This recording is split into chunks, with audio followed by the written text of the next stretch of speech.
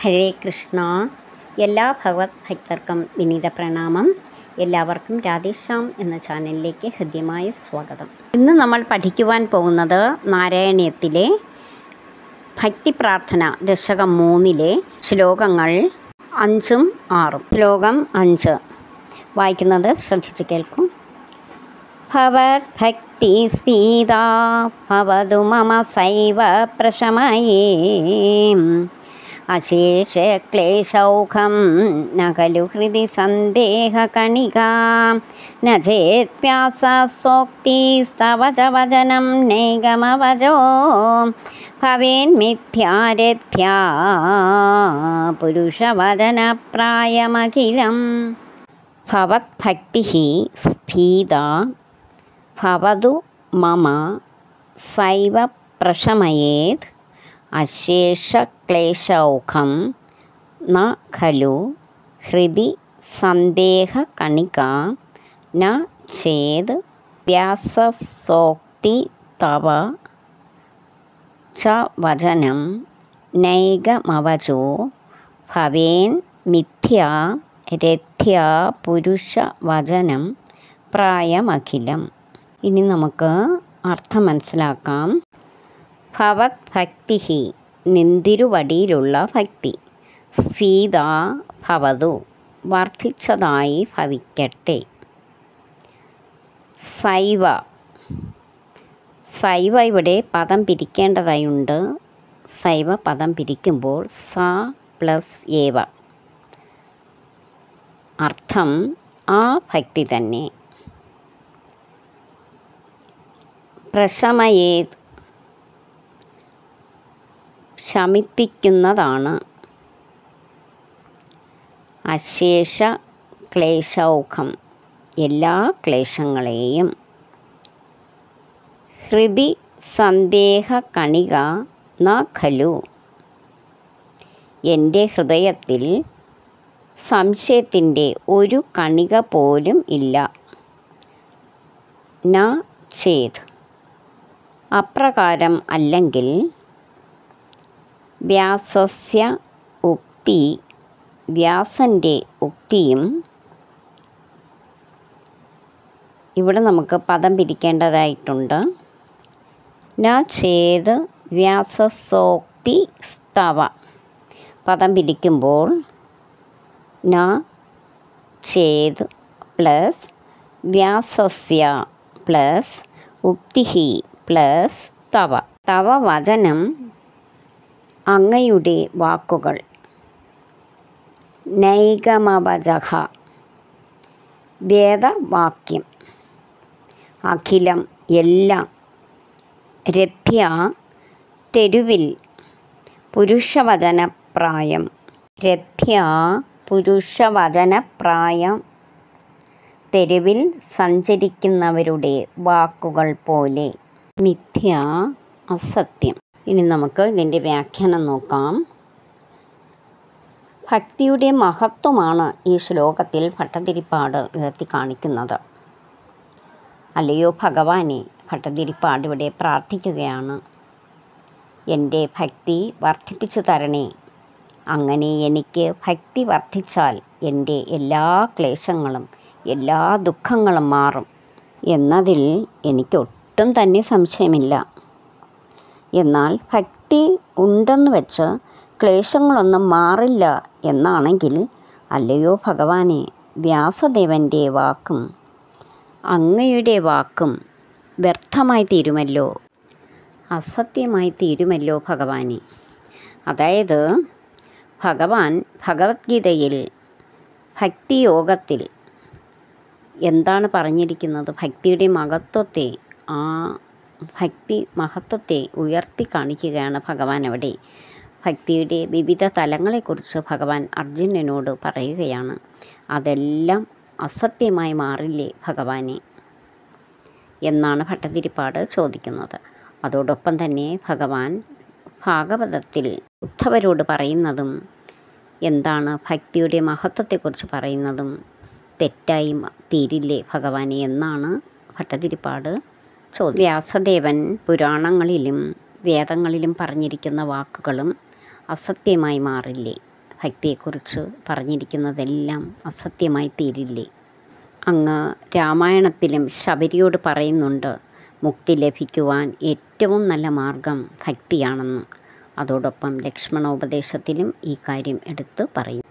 അങ്ങനെ ഭക്തി വർദ്ധിക്കുകയാണെങ്കിൽ നമ്മുടെ ക്ലേശങ്ങളെല്ലാം അതുവഴി മാറും. നമ്മുടെ രോഗങ്ങളെല്ലാം മാറുകയും വീണ്ടും വീണ്ടും ഭഗവാനെ പ്രാർത്ഥിക്കുവാനും ഭഗവാനിൽ ഭക്തി ഉറയ്ക്കുവാനും ഇത് സഹായിക്കും.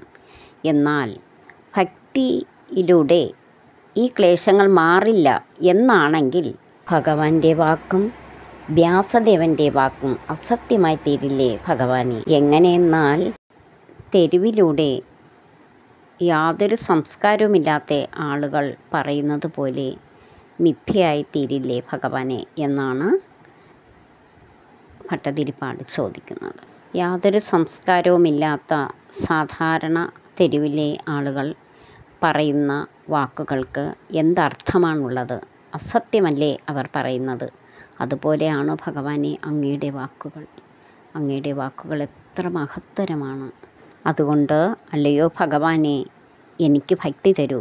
എനിക്ക് ഭക്തി എൻ്റെ മനസ്സിൽ ഉറയ്ക്കുകയാണെങ്കിൽ എൻ്റെ രോഗങ്ങൾ എന്നെ അലട്ടുകയില്ല. എൻ്റെ എല്ലാ രോഗങ്ങളും അതുവഴി മാറുന്നതാണ്. ഭവദ്ഭക്തി സീതാ ഭവതു മമ സൈവ പ്രശമയേ അശേഷക്ലേശൗഖം ന ഖലു ഹൃദി സന്ദേഹകണികാം ന ചേത്വ്യാസസ്യോക്തിസ്തവ വചനം നൈകമവജോ ഭവേന്മിഥ്യാരഥ്യാ പുരുഷവചനപ്രായമഖിലം. ശ്ലോകം 6. ഭവദ്ഭക്തിസ്താവത് പ്രമുഖമധുരാ ത്വദ്ഗുണരസാത് കിമപ്യാരൂഢാ ചേതഖില പരിതാപപ്രശമനീം പുനഃശാന്തേ സ്വാന്തേ വിമലപരിബോധോദയമിളൻ മഹാനന്ദാദ്വൈതം ദിശതി കിമത പ്രാർത്ഥ്യമപരം. ഭവദ്ഭക്തിസ്താവത് പ്രമുഖമധുരാ ത്വദ്ഗുണരസാത് കിമപ്യാരൂഢ പദം പിരിക്കുമ്പോൾ കിം അഭി ആരൂഢ, കിം പ്ലസ് അഭി പ്ലസ് ആരൂഢ, ചേത് അഖില പരിതാപ പ്രശമനി, ചേത് പ്ലസ് അഖില പരിതാപ പ്രശമനി, പുനഃശാന്തേ, പുനഃ പ്ലസ് ച പ്ലസ് അന്തേ, കിമപ്യാരൂഢ പദം പിരിക്കുമ്പോൾ കിം അഭി ആരൂഢ, കിം പ്ലസ് അഭി പ്ലസ് ആരൂഢ, ചേത് അഖില പരിതാപ പ്രശമനി, ചേത് പ്ലസ് അഖില പരിതാപ പ്രശമനി, പുനഃശാന്തേ, പുനഃ പ്ലസ് ച പ്ലസ് അന്തേ, സ്വാന്തേ വിമല പരിബോധോദയ മിളൻ മഹാനന്ദാദ്വൈതം. വിമല പരിബോധോദയമിളൻ മഹാനന്ദ അദ്വൈതം. ദിശതി കിമത പദം പിരിക്കുമ്പോൾ കിം പ്ലസ് അതഃ. പ്രാർത്ഥ്യമപരം, പ്രാർത്ഥ്യം പ്ലസ് അപരം. ഇനി നമുക്ക് ഇതിൻ്റെ അർത്ഥം മനസ്സിലാക്കാം. ഭവത് ഭക്തി താവത്, നിന്തിരുവടിയിലുള്ള ഭക്തിയാകട്ടെ, സത് ഗുണരസാത്, അങ്ങയുടെ ഗുണത്തിലുള്ള രസം നിമിത്തം, പ്രമുഖ മധുരാഹ, തുടക്കത്തിൽ തന്നെ മാധുര്യമുള്ളതും, കിമപി ആരൂഢാചേത്, കുറച്ചുകൂടി ഉറച്ചു കഴിഞ്ഞാൽ, അതായത് ഭക്തി കുറച്ചുകൂടി നമ്മളിൽ ഉറച്ചു കഴിഞ്ഞാൽ, അഖില പരിതാപ പ്രശമനി, എല്ലാ ദുഃഖങ്ങളും ഇല്ലാതാകുന്നു, പുനഃ അന്തേജ സ്വാന്തേ, ഭക്തിയുടെ അവസാന ഘട്ടത്തിൽ മനസ്സിൽ, പുനഃ വീണ്ടും, അന്തേജ അവസാന ഘട്ടത്തിൽ, സ്വാന്തേ മനസ്സിൽ, വിമല പരിബോധോദയമിളൻ മഹാനന്ദാദ്വൈതം. പരിശുദ്ധമായ പൂർണ്ണ ജ്ഞാനോദയത്തോടെ പരമമായ ആനന്ദത്തോടുള്ള അദ്വൈത ഭാവം പ്രാപിക്കുന്നു. അതായത് ഭട്ടതിരിപ്പാട് ഇങ്ങനെ പറയുന്നു, ദിശതി കിമത പാർത്ഥ്യമപരം. ഇനി നമുക്കിതിൻ്റെ വ്യാഖ്യാനം നോക്കാം. ഈ 6ാമത്തെ ശ്ലോകത്തിൽ ഭട്ടതിരിപ്പാട് ഭക്തിയുടെ 3 ഘട്ടങ്ങളെ പറയുന്നു. ആദ്യ ഘട്ടം, അതിനേക്കാൾ കുറച്ചുകൂടി ഉയർന്നത്, പിന്നെ അന്ത്യഘട്ടം. അങ്ങനെ 3 തലങ്ങളിലായാണ് ഭക്തി ഒരു ഭക്തനിൽ വർദ്ധിക്കുന്നത്.